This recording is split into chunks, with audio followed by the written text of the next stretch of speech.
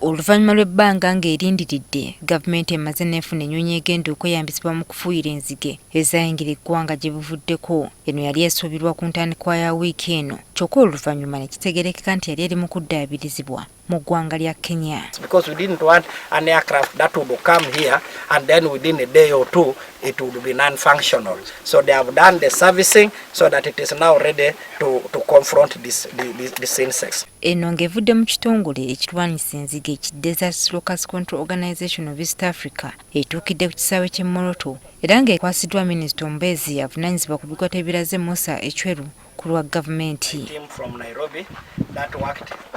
Ennyonyi eno esobola okwetikka lita z'eddagala 2 era ng'esobola okufuuyira obugazi bwa square kilomita 10 wansi w'essaawa emu. So it does a very big job in a very short time. Considered compared to the person who is walking down on the ground who can cover maximum of about just 5. N'amafuta agagenda okweyambisibwa mu nnyonyi eno nago gateereddwa ku bisaawe eby'enjawulo. Then we have made another arrangement of cross-border operation. Yes. Because everybody has been saying, why don't you go and fight these locusts from where they come from?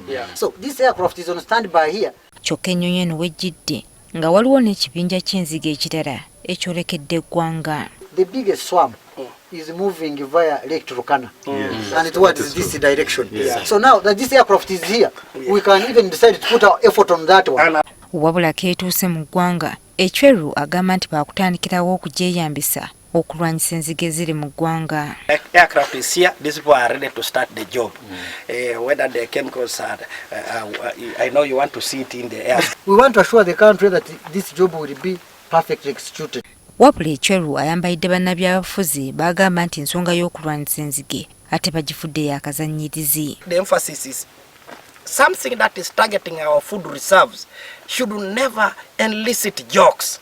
We must treat it with the seriousness it deserves. For example, in Parliament, the locusts are not there. I think this is just a gimmick. But those comedians, let them do their comedy, but leave us to do the job that we are supposed to do to protect the country. Okuva enzige lwe zaayingira mu ggwanga, eggye lya UPDF libadde lyeyambisa bbomba za mikono okuzifuuyira.